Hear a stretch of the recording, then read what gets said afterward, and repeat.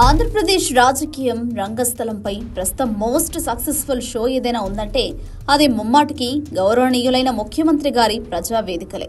అబ్బో, ఏమి ఆ వేదిక, ఏమా జనం, ఏమా కన్నీళ్లు, ఏమా తక్షణ సాయం. మొత్తం మీద ఒక ఆస్కార్ లెవెల్ ప్రొడక్షన్ నడుస్తుంది అక్కడ. ఎక్కడో గతంలో చెప్పిన సూపర్ 6 గ్యారంటీల గురించి జనం పెద్దగా మాట్లాడకుండా, వాటి సంగతేంటని నిలదీయకుండా ఉండేందుకు మనసు పెట్టి మరీ తీర్చిదిద్దిన ఈ ప్రజా వేదికల పరమార్థం అమోఘం. ఇది కేవలం ప్రజల సమస్యలు వినే వేదిక కాదు సుమా. ముఖ్యమంత్రి గారి గొప్పదనాన్ని, దాతృత్వాన్ని, తక్షణ స్పందనను ప్రపంచానికి చాటి చెప్పే బృహత్తరమైన పిఆర్ యజ్ఞం.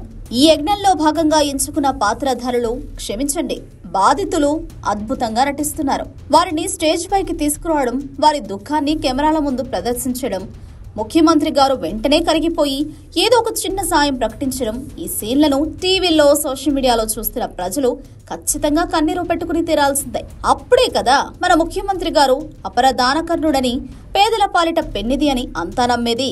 తాజాగా జరిగిన ఒక ఎపిసోడ్ అయితే ఈ మొత్తం డ్రామాకు హైలైట్ అని చెప్పుకోవాలి. ఒక గిరిజన దంపతులను స్టేజ్ పైకి తీసుకొచ్చారు. వారి సమస్యను వింటున్నట్టు ఓ వాతావరణం క్రియేట్ చేశారు.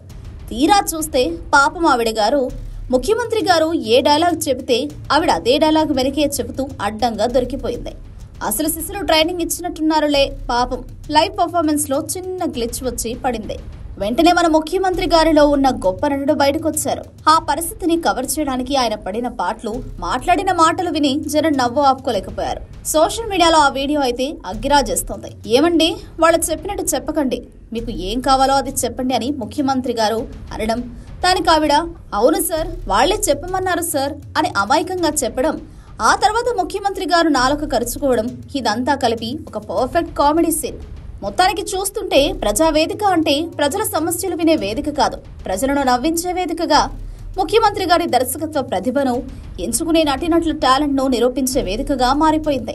సూపర్ 6 గ్యారంటీలు ఎప్పుడు అమలవుతాయో ఏమో కానీ ఈ ప్రజావేదిక డ్రామాలు మాత్రం నిరంతరాయంగా కొనసాగుతాయని గ్యారంటీ ఇవ్వచ్చు. టికెట్ తీసుకోకుండానే ఇంత మంచి వినోదం అందిస్తున్న ముఖ్యమంత్రి గారికి హ్యాట్స్ ఆఫ్ చెప్పాల్సిందే.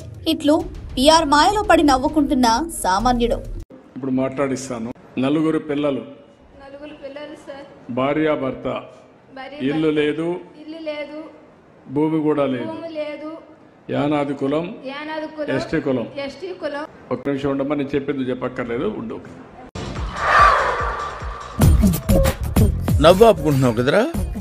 ఒక్క నిమిషం ఉండమ్మా, నేను చెప్పింది చెప్పక్కర్లేదు. Subscribe to Social TV Telugu for more videos. Hit the bell icon for faster updates.